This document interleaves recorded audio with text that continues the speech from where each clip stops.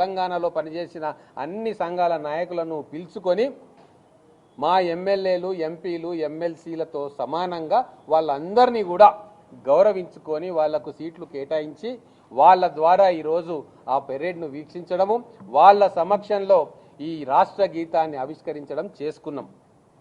అంజశ్రీ గారు ఈరోజు చూశారు, చాలామంది కళ్ళ నీళ్లు పెట్టుకున్నాడు భావోద్వేగంతో.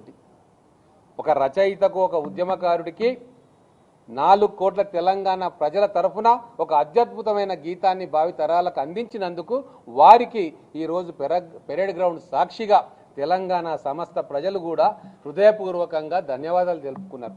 ఇంతకంటే గొప్ప గౌరవం ఉద్యమకారులకు కానీ కవులకు కళాకారులకు ఏ ప్రభుత్వం ఇవ్వగలుగుతుంది?